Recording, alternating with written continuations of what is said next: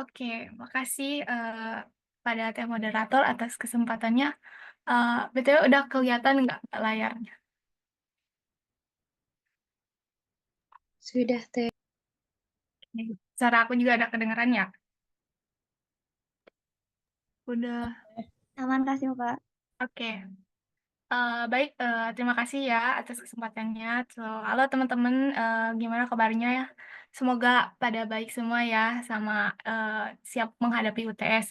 Jadi di sini kita tuh akan bahas mengenai soal-soal pengantar akuntansi 2 ya. Pengantar akuntansi ini soal dari tahun sebelumnya. Eh, jadi disclaimer dulu sebelum mulai, aku di sini bukan untuk tujuan menggurui, tapi kita di sini buat diskusi bareng-bareng ya. Jadi semisal ada pemahaman kita yang berbeda, tolong disampaikan aja. Jadi sampai aja karena kita di sini belajar sama-sama gitu bareng-bareng. Aku juga bakal coba jelasin buat pelan-pelan. So, kalau terlalu kecepatan atau suaranya nggak kedengeran, boleh minta tolong diingetin ya, mau di via chat boleh, mau di langsung juga boleh. Oke, kita mulai ya.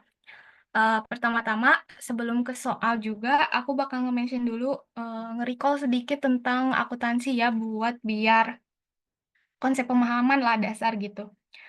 Jadi, akuntansi itu seperti yang kita tahu, proses nyatet, mengklasifikasi, mengikhtisarkan, dan melaporkan transaksi keuangan.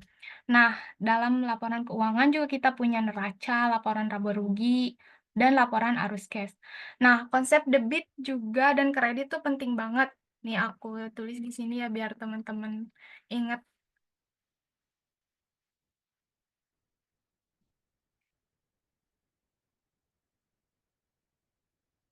Debit adalah nambah aset atau biaya, sedangkan kredit itu nambah pendapatan atau kewajiban.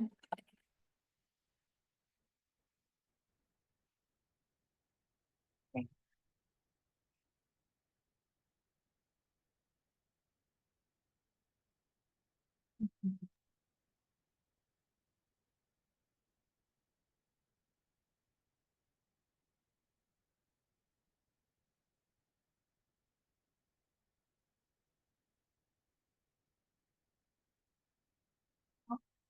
Nah, sekarang kita langsung ke soal pertama ya. Kita baca dulu soal pertamanya. Pada 1 Juni 2017, PT ABC membuka rekening giro di Bank Mandiri dengan setoran awal.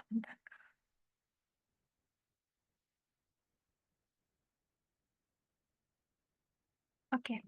Pada 1 Juni 2017, PT ABC membuka rekening giro di Bank Mandiri dengan setoran mula-mula sebesar 500.000. Nah, saldo menurut PT ABC pada akhir Juni 2009, ini tiponya maaf, menunjukkan angka Rp 60.200, sedangkan menurut Bank Mandiri adalah 61.000.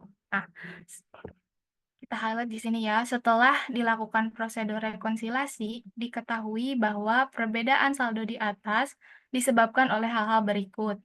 Yang pertama adalah karena setoran dalam perjalanan senilai 18.600. Lalu yang kedua, cek yang masih beredar 18.700. Lalu jasa giro yang diberikan oleh bank kepada perusahaan sebesar 10.500 dan biaya bank yang dibebankan ke perusahaan sebesar 11.200. Yang keempat, cek sebesar 11.800 yang diterima perusahaan dari PT XYZ sudah disetor ke bank yang dinyatakan kosong oleh bank. Lalu yang kelima, bank berhasil menagihkan wesel nominal Rp 15.000 terhadap nominal ini bank membebankan biaya tagih atau biaya inkaso sebesar 1.200. Sebelum kita masuk ke pembahasan, kita nge-highlight dulu nih, kita mau mahamin apa yang namanya rekonsiliasi bank, prosedur rekonsiliasi. Nah, rekonsiliasi bank itu sendiri tuh proses buat mencocokkan saldo kas menurut catatan perusahaan sama menurut catatan bank. Jadi untuk memastikan tidak ada kesalahan dalam pencatatan transaksi, baik perusahaan maupun di bank.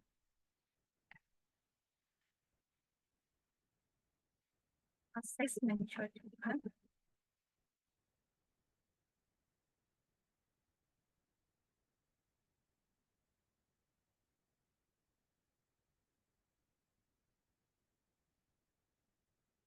Jadi tujuannya tuh buat ngelihat adanya perbedaan buat di akhir tuh kita bisa tahu transaksi mana gitu yang mempengaruhi perbedaan. Jadi memastikan buat nggak ada kesalahan. Kita langsung ke pembahasan ya. Nah, untuk proses rekonsiliasi bank itu sendiri, eee, kita buat tabel. Di sini bakal ada 2 section. Yang pertama adalah saldo perusahaan, yang kedua saldo bank. Nah, di sini itu sudah sesuai dengan, soal ya, ini 60.200 dan 61.400. Di sini ada saldo menurut perusahaan dan saldo, menurut bank. Ada ditambah, dikurang, ditambah, dikurang, nanti kita bahas satu-satu ya, menurut ini, sesuai prosedur. Yang pertama, setoran dalam perjalanan senilai 18.600. Nah, setoran dalam perjalanan ini kita simpan ditambah bank karena jadi, misalnya perusahaan tuh ngirim uang sebesar 18.600, tapi oleh bank tuh belum ditambah karena masih dalam perjalanan. So, jadi harus ditambah di bagian di perusahaan per bank gitu. Lalu yang kedua, cek yang masih beredar atau ini yang terdiri dari 2 ya, cek nomor 10 sama 015. Nah, cek yang beredar nih artinya tuh sudah dikeluarkan oleh perusahaan, sudah dicatat nih sama perusahaan sebagai pengeluaran, tapi belum dicairin sama orang yang nerima ceknya itu. Nah, makanya harus disimpan di bagian dikurangi. Jadi akibatnya tuh saldo di buku perusahaan tuh udah berkurang, tapi saldo di rekening bank masih tetap, makanya kita simpen dikurangi. Lalu selanjutnya, jasa giro yang diberikan oleh bank kepada perusahaan sebesar 10.500. Nah, jasa giro di sini tuh kayak imbalan atau bunga ya yang diberikan oleh bank kepada perusahaan, kepada pemilik rekening gitu, karena udah mengedap tuh rekening, saldonya gitu. Jadi semacam bonus lah dari bank karena, perusahaan nyimpen dananya di rekening giro. Nah, berarti kita ditambah karena perusahaan tuh nggak tahu kalau, perusahaan tuh dapat jasa giro, makanya disimpan ditambah. Lalu yang selanjutnya, bank yang dibebankan ke perusahaan sebesar 11.200. Nah, berarti biaya bank di sini itu dikurangi karena ini biaya dari bank ya. Lalu selanjutnya, yang nomor 4, cek sebesar 11.800 yang diterima perusahaan dan sudah disetor ke bank dinyatakan kosong oleh bank.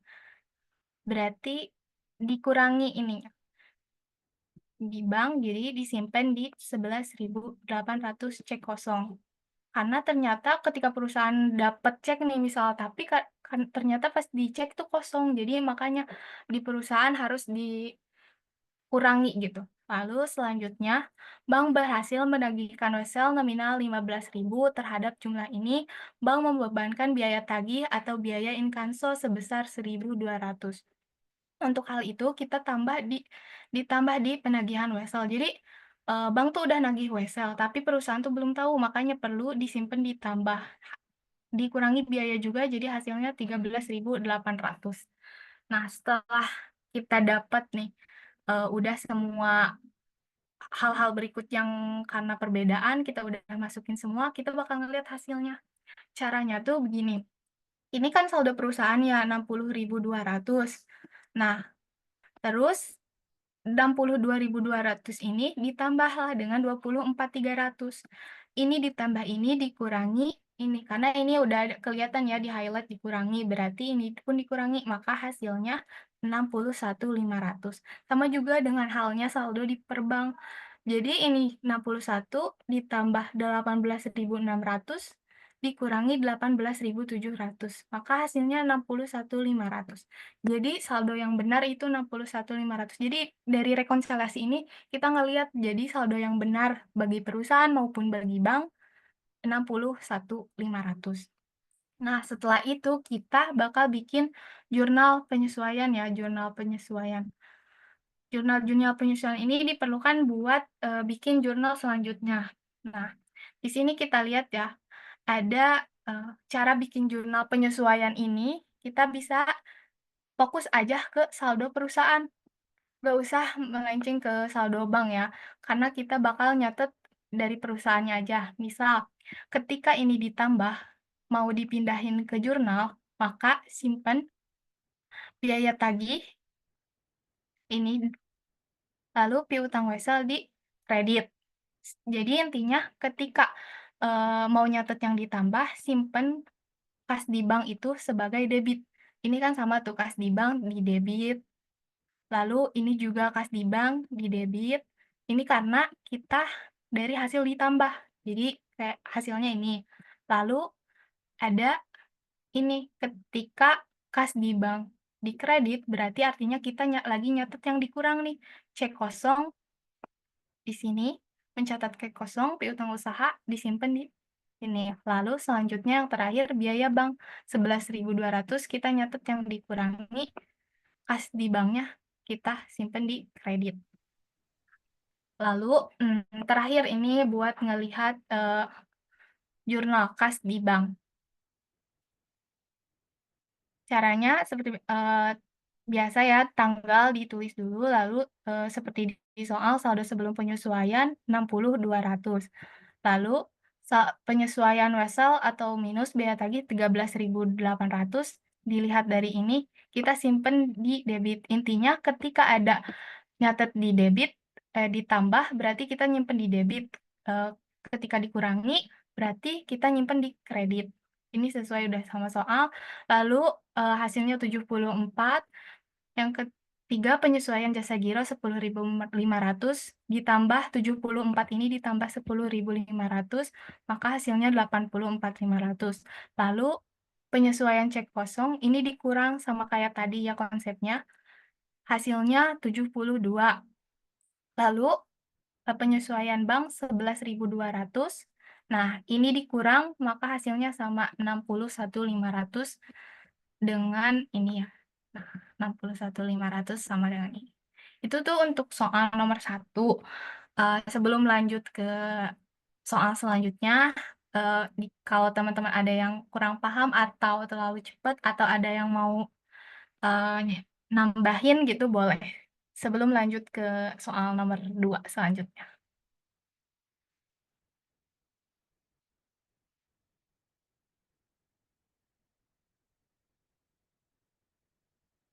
Gimana teman-teman? Ada pertanyaan? Aman nih. Takutnya terlalu cepat boleh diulangi misal bagian mana yang belum dipahami gitu. Biar nanti di pertanyaan kedua kita lanjut ke pertanyaan yang kedua dan pembahasannya gitu.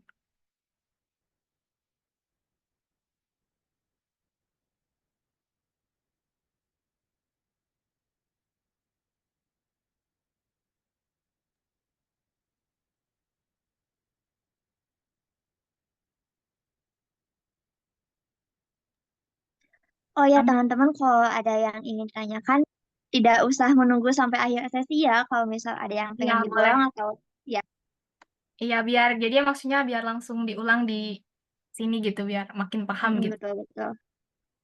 Jangan sungkan ya teman-teman. Mau via chat juga boleh kalau nggak mau on mic. Kalau nggak ada, kita lanjut ke soal nomor 2 ya. Nah, soal nomor 2 ini kita baca dulu ya. Pada tanggal 10 Desember 2017, SIPI Abadi telah menetapkan penggunaan dana tetap untuk kas kecil dengan jumlah 500.000 dan akan diisi kembali setiap 2 pekan. Dana kas kecil dibentuk pada tanggal 15 Desember tahun tersebut. Setiap pengeluaran harus mendapatkan persetujuan dari pejabat yang berwenang. Transaksi yang terjadi sejak pembentukan dana kas kecil sampai akhir tahun 2017 adalah sebagai berikut. Yang pertama, tanggal 15 ini ya, membentuk dana kas kecil, berarti awal dibentuk dana kecil itu. Lalu, yang selanjutnya adalah membayar kwitansi langganan koran 100.000. Selanjutnya, membeli materai dan perangko 25.000. Lalu, membayar makanan kecil 50.000. Yang terakhir, mengisi kembali kas kecil dari bank 175. Pertanyaannya itu kayak buatlah jurnalnya. Nah, seperti biasa aku bakal nge-recall dulu yang namanya dana tetap. Jadi, dana tetap tuh impress system yang udah diajarin punya di kelas. Jadi metode ini tuh kas kecil yang mana tuh kasnya tuh selalu tetap, mau berapapun itu nanti misal pengeluarannya, ujung-ujungnya juga bakal tetap ke 500.000 ini. Setiap, pengeluaran tuh perlu dicatat terpisah dan di akhir periode kas kecil diisi kembali sesuai total pengeluaran. Nanti kita bahas ya sama contoh.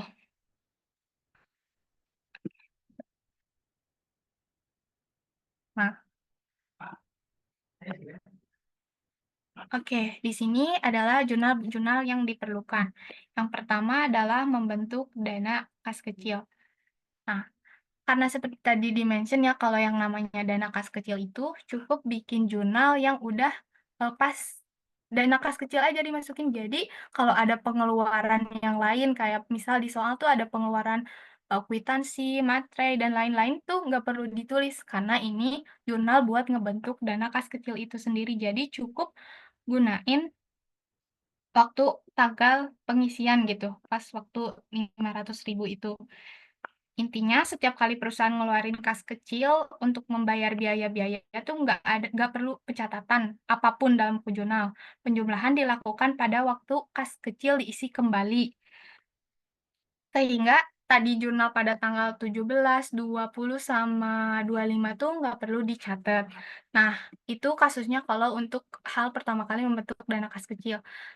Ini, yang kedua jurnal kalau mengisi kembali dana kas kecil. Berarti kalau mengisi kembali, kita tuh perlu nyatet, yang udah dikeluarin gitu, biar ujungnya nanti jumlahnya tetap 500.000. Ini tadi kan 100.000, biaya habis pakai 25.000, lalu biaya makanan kecil 50.000. Maaf ini human error kayaknya, kebanyakan 175.000. Udah betul ya 175.000.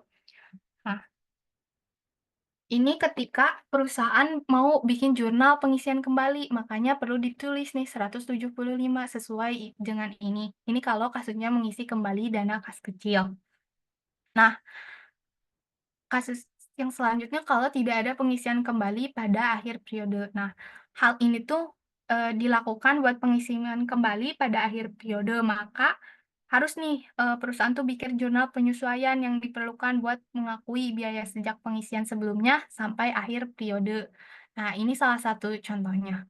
Sama aja sebenarnya kayak yang di atas, cuman bedanya ini ada, diganti ya nama akunnya seperti dana kas kecil, karena buat mengakui biaya dan menyesuaikan dana kas kecil. Jadi nih kalau misal ini diposting, maka saldo dana kas kecil pada akhir tahun tuh jadi 325. 325 kalau ditambah 175 ujung-ujungnya kan 500.000. Itu yang disebut dengan impress system gitu. Nanti jumlah dana kas kecil yang akan dilaporkan di neraca nanti itu bakal sesuai. Nah, lalu misal beda lagi kasusnya kalau ada jurnal pembalikan awal periode berikutnya. Misal perusahaan tuh kayak nyuruh buat bikin, eee, penyesuaian gitu di tahun 2018, kan tadi 2017 ya, awal Januari misal, dibuat jurnal pembalikan atas jurnal penyesuaian akhir tahun lalu.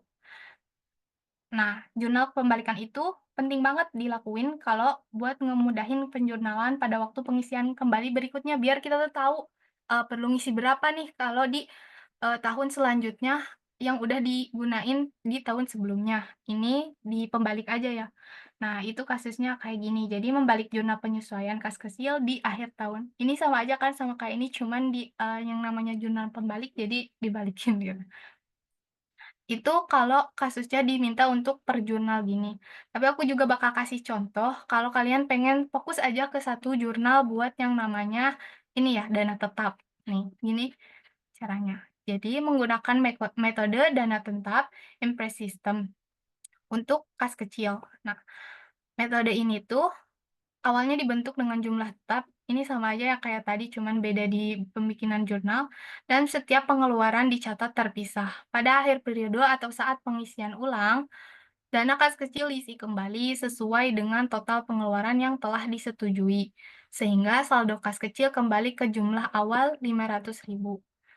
Ini contohnya, jadi tiap tiap pengeluaran dicatat kas kecil awal ya, 500.000. Lalu biaya langganan koran kita simpen di debit. Kas kecil selanjutnya kita simpen di kredit. Yang selanjutnya biaya baterai, perangko, sama aja ya posisinya. Kas kecilnya berkurang gitu. Ada kewajiban seperti yang tadi di-mention kalau yang namanya debit. Lalu biaya konsumsi, nah udah. Nah, semuanya ini kan sama aja dijumlahin 175. Makanya di sini kita bikin di 2 pekan sekali kan tadi di soal kas kecil gitu. Nah, 175 sama kas di bank 175. Ujung-ujungnya dana kas kecil bakal tetap 500.000. Itu mungkin untuk soal terakhir sebenarnya karena ini soal dari tahun sebelumnya juga emang 2 soal. Bentar aku juga bakal ngetik yang tadi ya, yang debit ke hapus.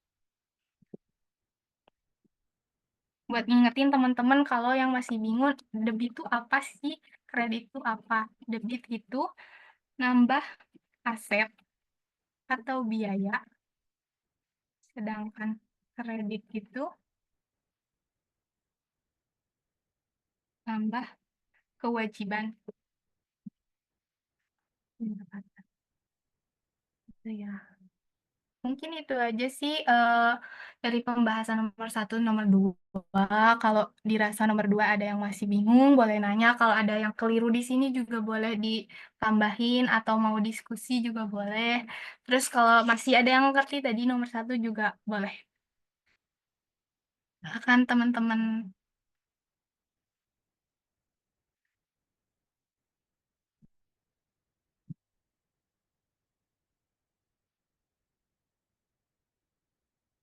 ya chat juga boleh ya.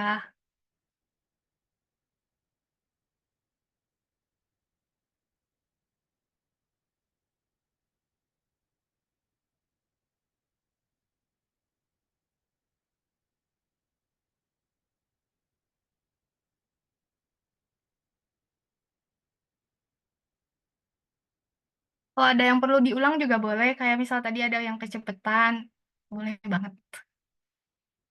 Mana aja bilang.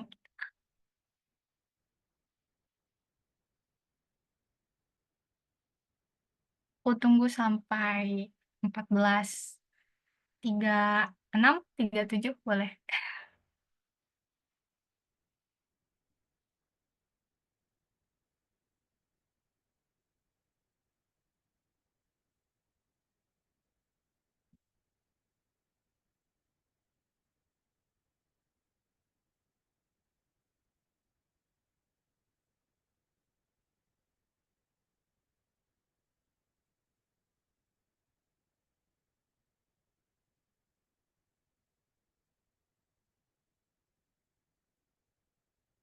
Ini kan ada yang nanya, semoga pada paham ya. Kalau dirasa nggak ada yang kurang paham, nggak apa-apa banget nanya. Di chat juga boleh. Tapi aku harap kalau nggak nanya, berarti udah pada paham ya.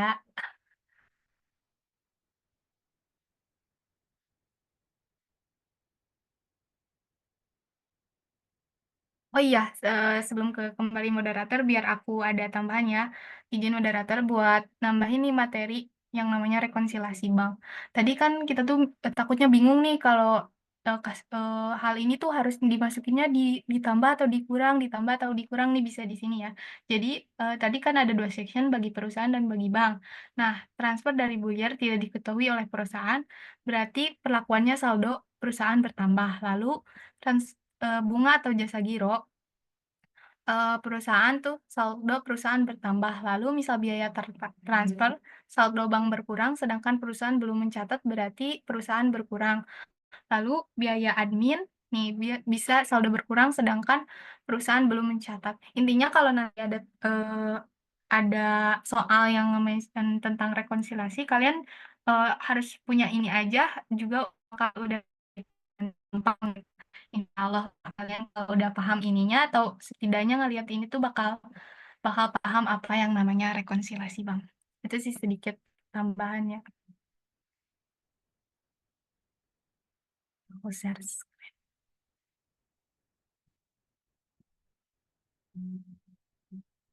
Ini ya teman-teman, maaf lupa di-share screen aku tadi.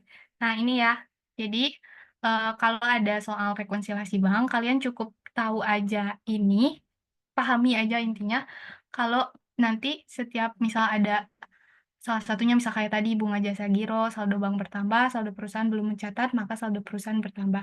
Nah, intinya rekonsiliasi itu ada 2 section bagi perusahaan, bagi bank. Nanti ada untuk bertambah dan ada dikurang. Nanti pertambahan dan pengurangannya sama kayak tadi. Itu aja sih, mungkin ini perlu banget ya buat kalau ada soal rekonsiliasi bank. Oke, kalau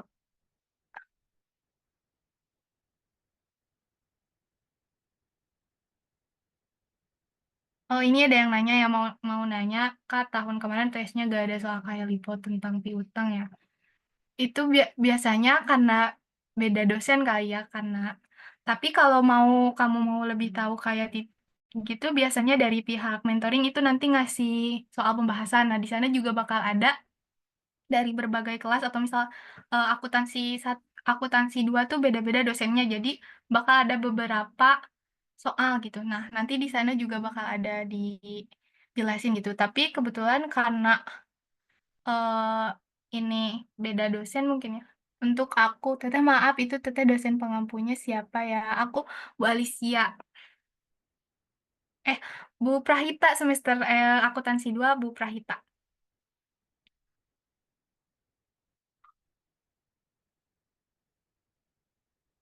Udah kejawab gimana Sintiana? Itu karena kebetulan nggak ada ya di soal aku, di kelas aku juga.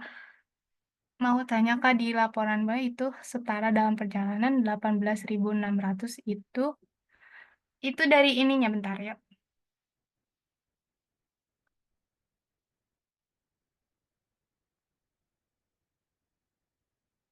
Ya, kita balik lagi ke sini ya.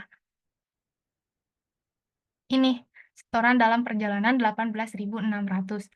Nah, itu kita simpen di sini. Pokoknya intinya apa yang dimasukin di sini tuh berasal dari ini hal-hal yang disebabkan. Jadi, nah yang pertama itu setoran dalam perjalanan 18.600. Jadi maksudnya tuh perusahaan lagi nyetor nih, mau nyetor ke bank, tapi karena masih dalam perjalanan sama si bank tuh belum dicatat. Jadi saldo perusahaan berkurang, saldo bank bertambah di sini 18.600. Begitu. Eh, Muhammad Rifki gimana terjawab?